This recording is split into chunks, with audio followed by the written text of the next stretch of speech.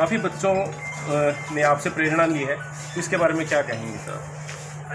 जिला Mahendragarh water scares जो है ना डिस्ट्रिक्ट्स में से नंबर 1 पे है। हमारे यहाँ पानी जल जो है वो ज़मीन में बहुत कम है और तेज़ी से डिप्लीट होता जा रहा है, क्योंकि हम पानी निकाल ज़्यादा रहे हैं, ज़मीन में पानी कम जा रहा है। इसलिए आज राजकीय महिला महाविद्यालय महेंद्रगढ़ में हम आए थे।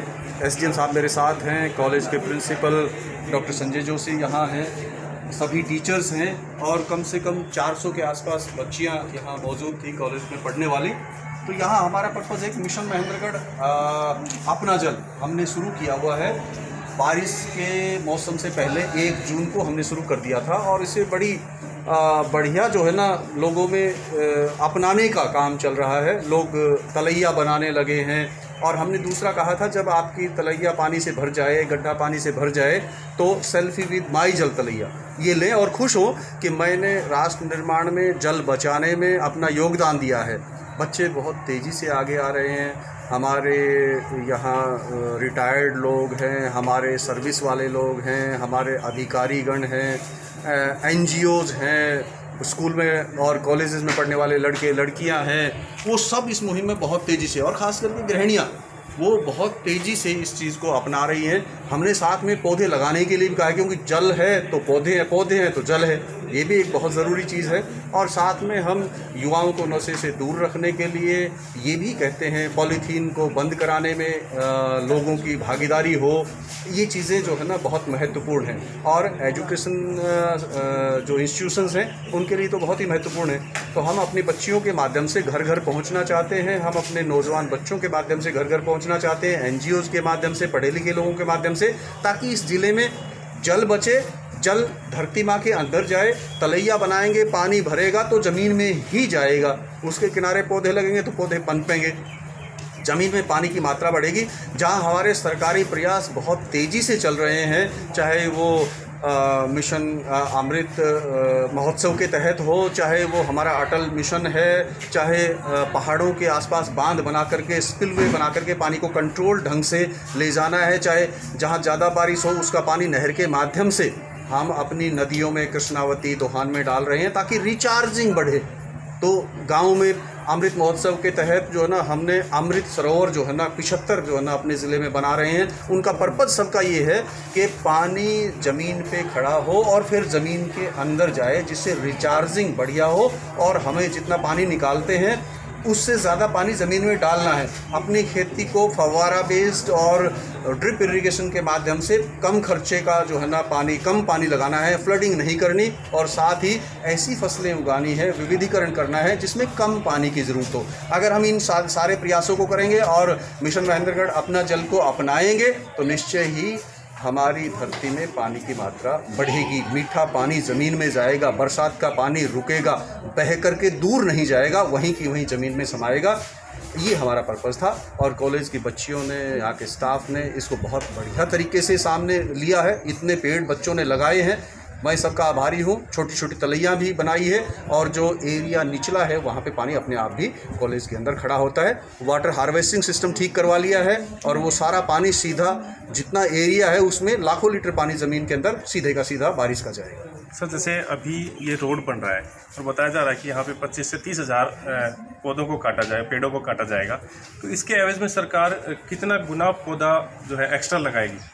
जहाँ भी हमें किसी मजबूरीवश पेड़ काटने होते हैं, क्योंकि डेवलपमेंट और लोगों के आवागमन के लिए भी ज़रूरी है, तो जो पेड़ पक गए हैं उनको फॉरेस्ट डिपार्टमेंट से परमिशन लेकर के, और परमिशन में ये भी स्पेसिफिक होता है कि इससे 10 गुना पेड़ लगाए जाएंगे।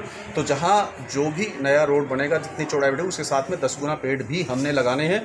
फॉरेस्ट डिपार्टमेंट हमेशा इस चीज़ का ध्यान रखता है। सभी विभागों को भी ये हिदायत है कि जहाँ कहीं भी पॉसिबल हो 10 क्या 20 गुना पेड़ लगाएं, ताकि जो है ना उसकी क्षतिपूर्ति हो सके और नए पेड़ जो है ना सामने आ सकें, डेवलपमेंट का काम भी नहीं रुके और नियमावली की, NGT की, माननीय सुप्रीम कोर्ट के आदेशों की पालना भी। सर, यहाँ एक बड़ी समस्या है, जैसे सड़कों में बड़े गड्ढे हो रखे हैं और जैसे सड़क निर्माण का कार्य लंबा समय लगेगा, तो तब तक कोई टेम्परेरी रूप से गड्ढे भरे जाएं बच्चों को स्कूल में या स्टाफ को विद्यालय में आने में बड़ी समस्या होती है। हमारे पब्लिक वर्क्स डिपार्टमेंट की या मार्केटिंग बोर्ड की हमेशा कोशिश रही है कि जहाँ भी सड़कें अगर टूटती हैं तो हम हर महीने इसका जो है ना विश्लेषण करते हैं। हमारी जो है ना परिवहन वाली जो मीटिंग होती है, एसपी साहब भी होते हैं, मैं भी होता हूँ, और हम एक एक पॉइंट जो ख़राब हो रहा है उसकी समीक्षा करते हैं। तो इनको भी हम ठीक करवा रहे हैं। हाँ, ये ज़रूर है क्योंकि हैवी व्हीकल कई बार चलते हैं, एक बार सड़क टूट जाती है, जब पानी भर जाता है सड़क पे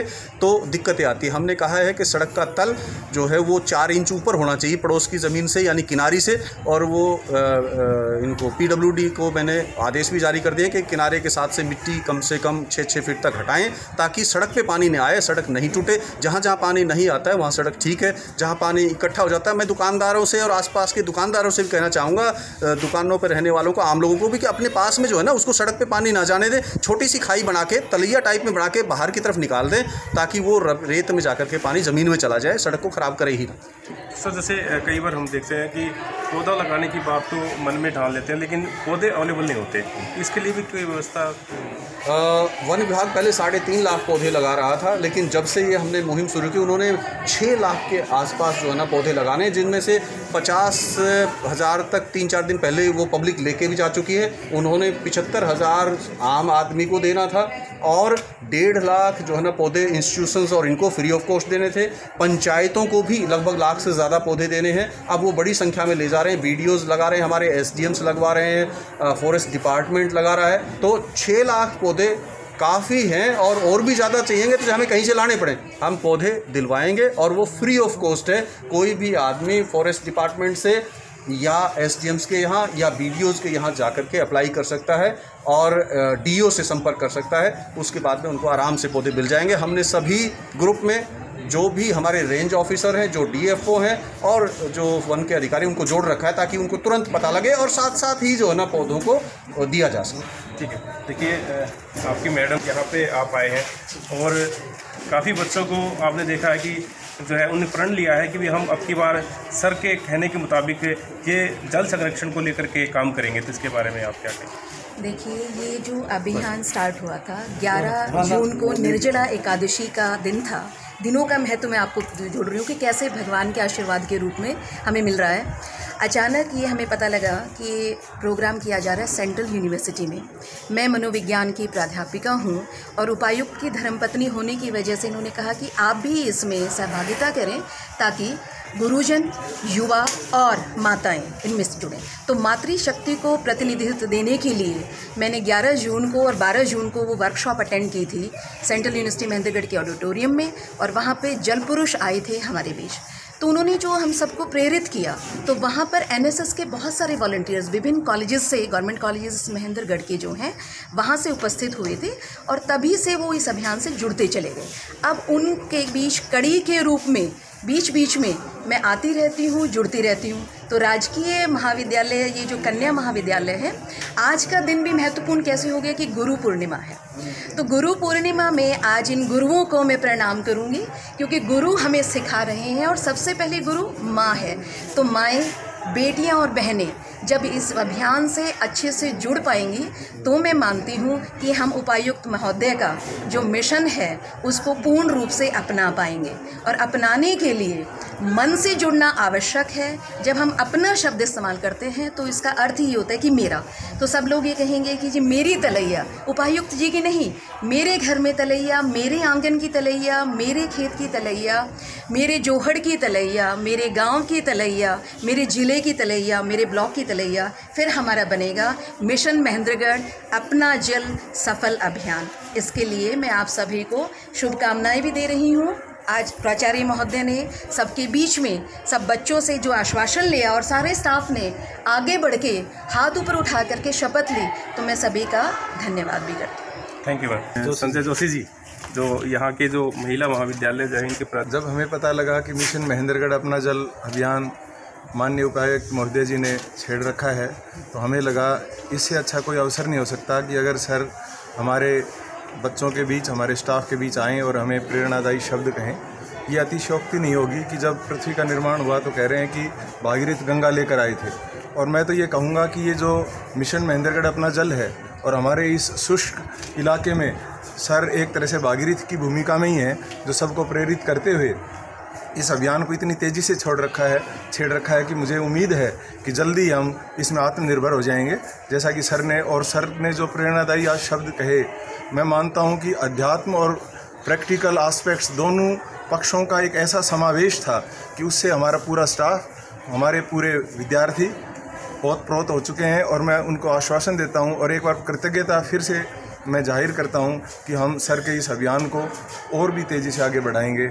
और मैं एक बार पुनः पूरे महाविद्यालय परिवार की तरफ से सर का, उनकी धर्मपत्नी डॉक्टर ज्योति यादव का और एसडीएम वकील अहमद साहब का धन्यवाद करता हूँ। ठीक है। इसमें यही है कि जैसे जब से ये हमारा सेमिनार हुआ है सेंट्रल यूनिवर्सिटी में, उसके बाद से जल पुरुष के प्रेरणा के बाद उपायुक्त जी ने जिस तरीके से, आप देखिए कल डीसी साहब का दरबार था, उसके बाद आज फिर उपस्थिति है और आज वहाँ भी जनता दरबार है। उसके बावजूद कॉलेज के बच्चों के आह्वान पे सर यहाँ उपस्थित है।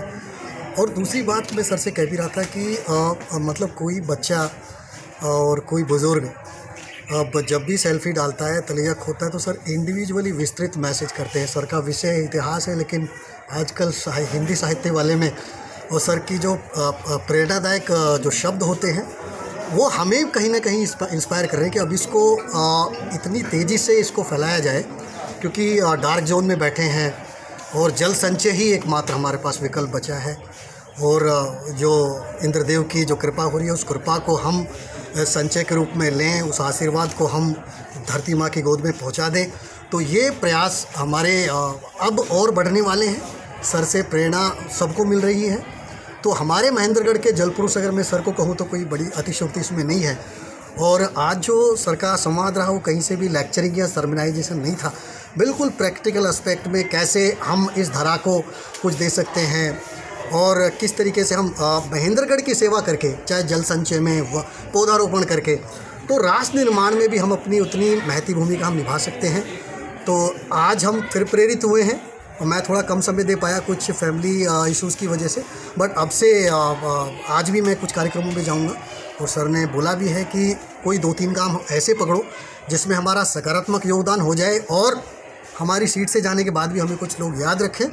तो सर का बहुत बहुत धन्यवाद है, जोशी साहब का बहुत बहुत धन्यवाद है, मैम ने भी बहुत अच्छे शब्दों में कहा है। तो एज ए टीम हम सर के नेतृत्व में इस मुहिम को बहुत तेज़ी से आगे बढ़ाएं।